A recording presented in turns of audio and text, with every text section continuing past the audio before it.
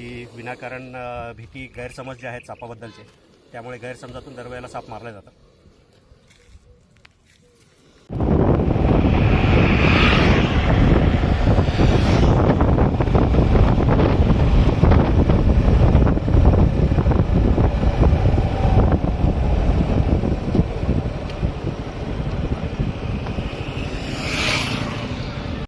नमस्कार मित्रांनो, परत एकदा स्वागत आहे सर्वांचं आपल्याच यूट्यूब चॅनलमध्ये. आज आपण आलो आहे मेहकर रोडला सचिन मोरे यांच्या शेतामध्ये. इथे एक ह्यांना बराच मोठा साप दिसला आहे. आता त्यांच्या म्हणण्यानुसार नाग आहे, तिथंच त्यांचं घरही आहे.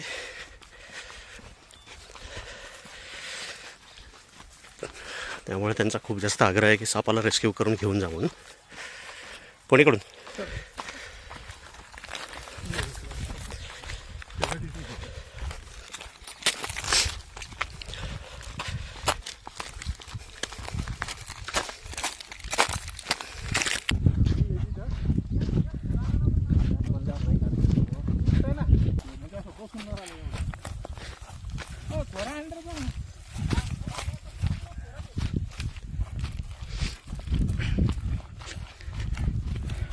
बरणी पण आणून ठेवा लागेल.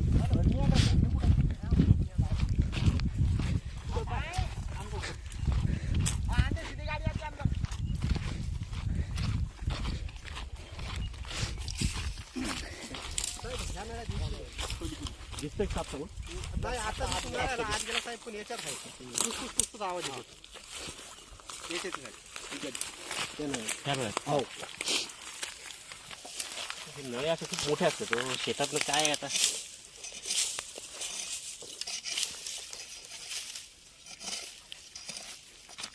कोणत्या रंगाचा होता? लाल. लाल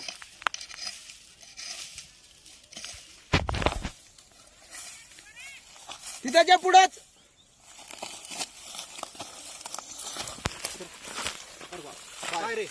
नागेश, जिकूबाई इकडे रे मित्रांनो. हा एक बऱ्याच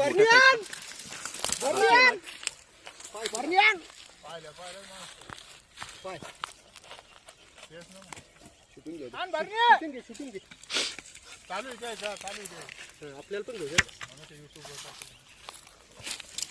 काय रे बाबडे, काय ना मग खनिज काढून फुसफुस करायला आलं सर. ते सापत राहणारच ना शेत म्हणल्यावर. लयच मोठा होता साहेब तो. पहा ना, ते आम्हाला वाटा लागला ना. घाबरून कसं जमल शेतकरी माणसं म्हणल्यावर. मारायला बी जमलं नाही, मारलं पण नाही त्याला. मारू नका, मारून तुम्ही तुमचं नुकसान करून घ्या. मारायसाठी म्हणून तुम्हाला बनवलं. असा बसला होता तो आम्हाला. पहा असा बसला होता. थोडा आहे याला मागे मार्क नाग आहे ना. काय तू बी वावर कोणाच आहे? आपलं. मग चारच टाकून लागते त्या. काय करणार डाब्यात अशी फणी काढून होतं. झाकण ठेव. खेळवा द्याल जर सर. खेळवा ते काय खेळ नाही का?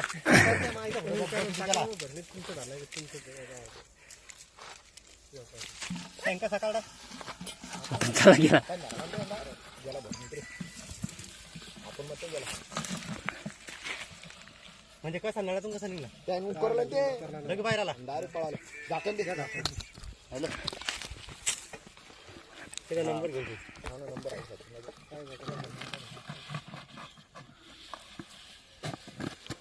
बापरे, एक नंबर हो सर. झाला आहे मित्रांनो सक्सेसफुली रेस्क्यू अवेलेबल सोर्सेसमध्ये. आता नेमका यांचा कॉल आला त्यावेळेला मी पण बाहेर असल्यामुळे काही बरणी पण नव्हती आणि जी रेग्युलरवाली स्टिक पण आहे ती पण नव्हती. जी गाडीवर आहे इमर्जन्सीवाली स्टिक, त्यामध्ये झाला आहे सक्सेसफुली रेस्क्यू. विषारी साप आहे, शेजारी त्यांचं घर पण आहे. आता लोकांमध्ये साप म्हणलं की खूप जास्त भीती आहे. आता खूप समजावून सांगणं चालू असतं, पण तरीसुद्धा भीती अशी सहजासहजी कमी होणार नाही. धाकम टाकला काय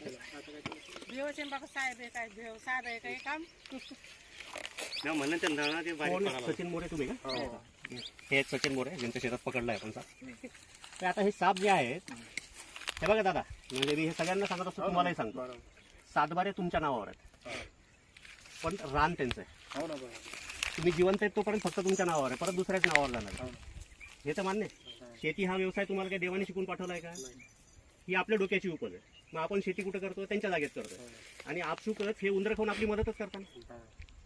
साप चावतो कधी? आता पकडल्यावरही तो चावायला आला का? पळायचंच बघत होता ना. जर त्याच्या अंगावर जर पाय दिला तर साप चावतो. त्याच्यामुळे असे जर साप दिसले शेतामध्ये तर घाबरू नका, राहू द्या त्यांना. उंदर खाऊन तुमची मदत करतात. जर तुमच्या अडचणीच्या जागेमुळे आता ठीक आहे तुमच्या घरात जर साप असेल तर त्यावेळेला त्याला आपण काढणं जरुरी आहे. मग तिथून त्याला काढून अहो रोज म्हणजे मी काय म्हणू लागलो, हे त्याचं घर आहे साहेब. त्याच्या घरात त्याला पकडून घेऊन चाललो आपण. कधी ना कधी त्याचं पण एकाच रोज दिसतंय रोज. अरे मी काय म्हणू लागलो तुला त्याचं घर आहे की हे त्याचं घरच आहे. म्हणाले गण साधवर तुमच्या नावावर पण घर त्याच आहे. ते काय सांगायला समजून तुम्हाला त्या गोष्टीचा थोडासा विचार करा ना. आज तुम्हाला माहितीये का उंदराची पैदास किती होती? ती एका उंदराच्या जोडीचे एका वर्षामध्ये 850 ते 900च्या आसपास उंदर जातात. करता येईल का शेती? उंदर जर वाढले, असे जर साप सगळे गायब झाले तर. आज जे रोही हरणं झाले, ह्यांना खाणारे जनावर गायब झाले, त्याच्यामुळे रोह्या हरण्याचा किती त्रास व्हायला लागला आपल्याला. रोही हरण वर्षातून फक्त एक पिल्लू देतं. म्हणजे एका जोडीत एका वर्षाचं फक्त एकाने वाढ व्हायला लागली. पण हेच उंदराचे एका जोडीचे एका वर्षामध्ये 850-900 उंदर होतात ना. विषारी आहे का?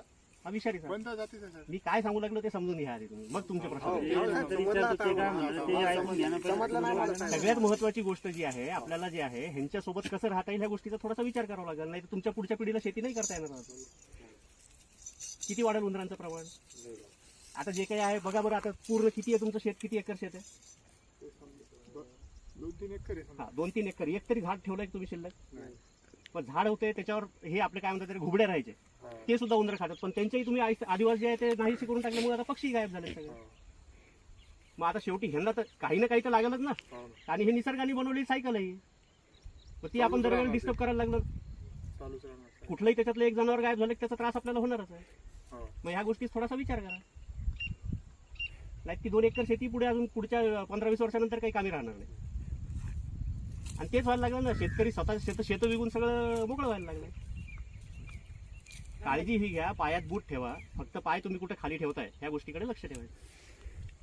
त्याच्या अंगावर पाय पडल्याशिवाय साप चावत नाही. एक तसं नाही तर तुमचं कुठलं सामान पडलेलं आहे, त्या सामानात जर साप बसलेला असेल आणि तुम्ही जर डायरेक्ट हात घातला मध्ये तर साप चावतो. त्याच्याशिवाय साप चावत नाही. त्याच्यामुळे एवढं घाबरून जमत नाही. थोडीशी भीती कुठेतरी कमी व्हायला पाहिजे. अहो भेव वाटते म्हणजे काय काय करतात? काय खायला येतो का साप? तिथे दिसतात हो मग जाऊ नका तिथे. थोड्या वेळ तो निघून जातो तिथून. आता हा नाही म्हणलं तरी 10-12 वर्षाचा साप असेल. 10-12 वर्षाचा. 10-12 वर्षापासून इथं राहतोय. कधी त्रास दिला त्यांनी तुम्हाला? काही संबंधच नाही. कधीतरी एखाद्या वेळेस दिसतो ना आपण सापाला मारून टाकतो. काय अर्थ आहे त्याला? मग त्या मंदिरात तिथं नागाची पूजा करायची, सापाची पूजा करायची, बाहेर साप दिसला ठोकायचा त्याला. मग ही विकृती नाही का? त्याच्यामुळे असं करू नका. शेतात जर साप राहिले तर राहू द्या त्याला. आणि असंही नाही की आता हा साप पकडून दिला म्हणजे इथले साप संपले. साप राहणारच. आता इथला साप पकडून दिल्यानंतर इथले उंदर जाणार आहेत का? दुसरा साप येणार आहे. आता हा ठीक आहे विषारी आहे, पण असेच जर बिनविषारी जर धामणी वगैरे असतील तर ते ठेवायलाच पाहिजे. हो मग आता ह्याच्यानंतर शेतातल्या सापाला फोन नका करू. म्हणजे मारू नका हे सांगणं आहे त्याच्या मागचं. ते राहू द्या. हे तुमच्या भल्यासाठी सांगू लागलो. पटलं तुमचा फायदा होणार आहे, माझा फायदा होणार नाही. का तुम्ही देऊ लागले मला 1500 रुपये साप पकडायचे? तुम्ही दिले तरी मी घेत नाही. मग हे जे काही सांगणं आहे हे तुमच्या फायद्यासाठी सांगणं आहे. ह्या गोष्टीचा थोडासा विचार करा. चला धन्यवाद. तुम्ही साप पकडतो का? आताचा आपण रेस्क्यू केलेला मोरे यांच्या शेतातलं भारतीय नाग, विषारी असलेला साप. दे जरा पाणी. सध्या उन्हाळा चालू झालेला असल्यामुळे थोडंसं पाणी टाकून शांत करणं किंवा पाणी पाजणं कधीही चांगलं. पिलं नाही पिलं दॅट इज सेकंड पार्ट. विषारी असलेला साप भारतीय नाग.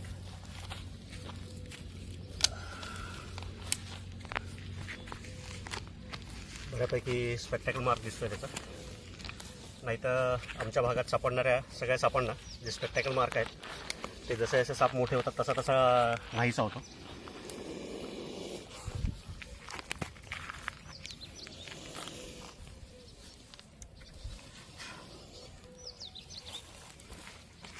आधी सांगितल्याप्रमाणे कुठलाही साप स्वतःहून कधीच चावायला येत नाही. जोपर्यंत त्याच्या अंगावर आपण पाय देत नाही तोपर्यंत कुठलाही साप चावत नाही. न्यूरोटॉक्सिक प्रकारचं विष असतं ह्या सापाचं. जे आपले नर्वस सिस्टम म्हणजे मज्जासंस्था जी आहे ती डॅमेज करतं. चिडल्यानंतर लगेच फणा काढून फसफस करतो.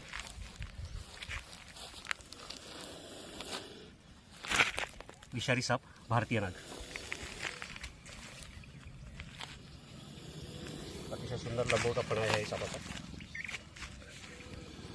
थोडासा फणा कटही झालेला आहे त्याचा राईट साईडचा. एखाद्या वेळेला मुंगसाबरोबरची जी काही त्याची फाईट होते किंवा दुसऱ्या नागाबरोबरची त्यामध्ये असे साप थोडेसे जखमी होतात. पण नैसर्गिकरित्याच जनावरं व्यवस्थित होतात, बरे होऊन जातात. विषारी साप भारतीय नाग.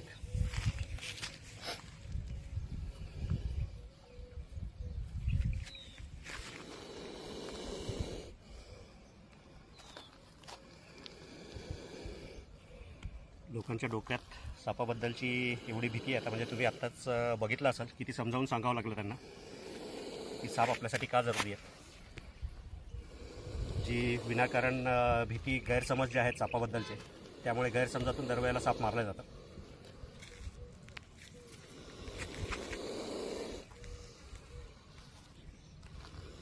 एक उभा व्हिडिओ समोर उभा आहे.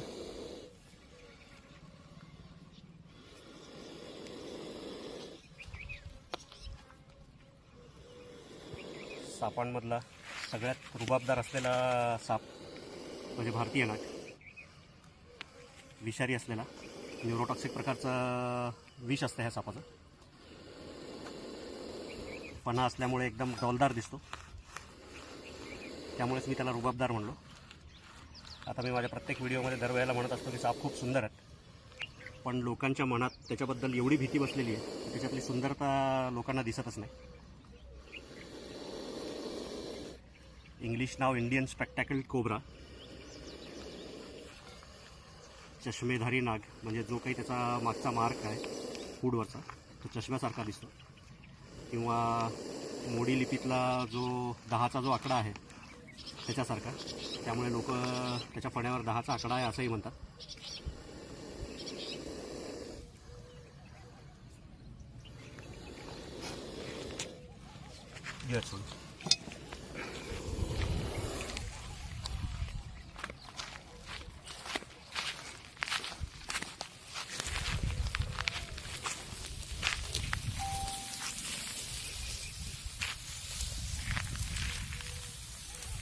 गेल्या मित्रांनो सोडून हे सापालायच्या नैसर्गिक आधी असतात. जर व्हिडिओ आवडला, काम जर आवडत असेल तर लाईक करा. अजून सबस्क्राईब केलेलं नसेल तर सबस्क्राईब करा आणि कमेंट करायला विसरू नका. धन्यवाद.